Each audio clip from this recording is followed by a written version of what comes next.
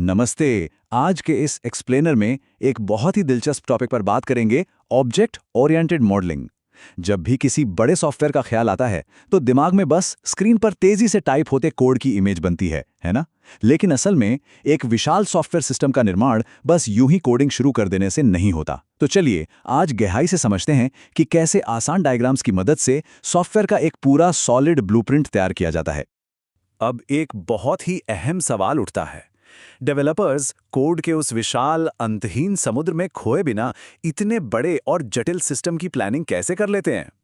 क्योंकि बिना किसी साफ नक्शे के कोई भी कॉम्प्लेक्स सिस्टम बनाना मतलब सीधे सीधे अव्यवस्था यानी केओस को बुलावा देना है।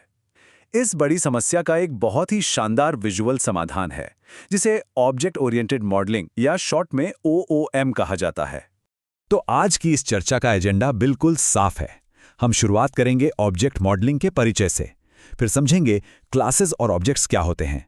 उसके बाद कंपोनेंट डायग्राम्स पर बात करेंगे, असल दुनिया के कुछ दिलचस्प उदाहरण देखेंगे और आखिर में समझेंगे कि ये पूरा सिस्टम एक साथ जुड़ता कैसे है।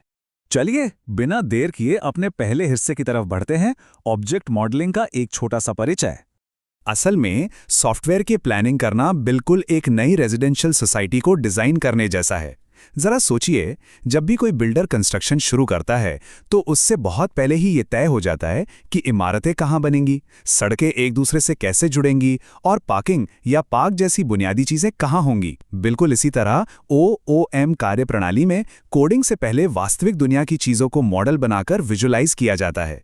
ये ब्लूप्रिंट सिस्टम बनने से पहले ही पूरी तस्वीर एकदम साफ कर देता है।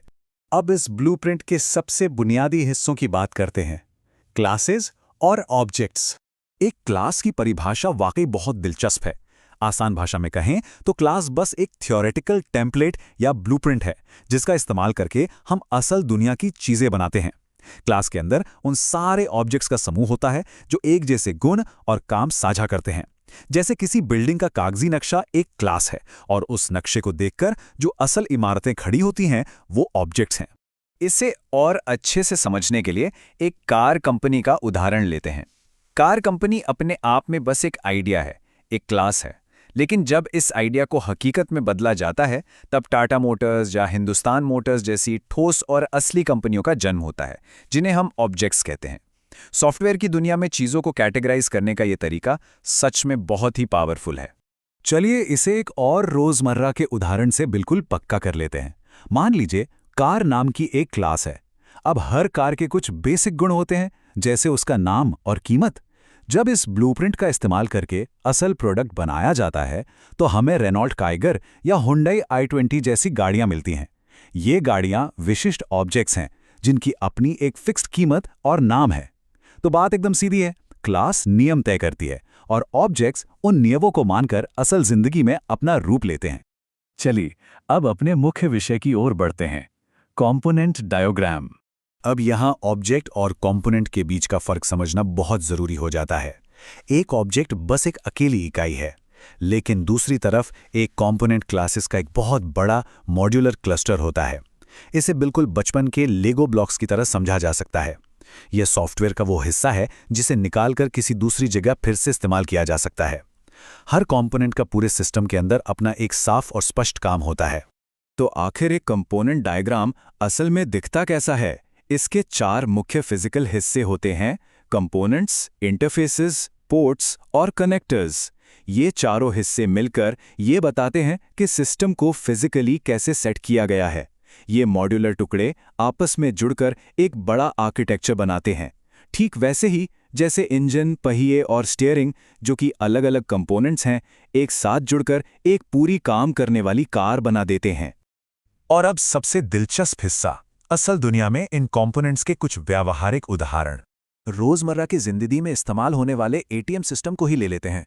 इस सिस्टम में कार्ड रीडर, कस्टमर कंसोल और बैंक डेटाबेस जैसी चीजें अलग-अलग कंपोनेंट्स के रूप में काम करती हैं। अगर इसके डायग्राम को देखा जाए तो तुरंत समझ आ जाता है कि एक बड़ी मशीन के अंदर ये छोटे-छोटे इंडिपेंडेंट हिस्से आपस में कैसे कनेक्टेड हैं और अपना काम कैसे कर रहे हैं। आइए इसके फ्लो को स्टेप बाय स्टेप समझते हैं। जब भी मशीन से कैश निकाला जाता है तो सबसे पहले कार्ड रीडर अपना काम करता है, वो इनपुट लेता है। इसके बाद कस्टमर कंसोल पर प्रोसेसिंग होती है, जहां पिन डाला जाता है और फिर आखिर में ये सारी जानकारी बैंक के डेटाबेस के साथ कम्युनिकेट करती है ताकि ट्रांजैक्शन पूरा हो सके।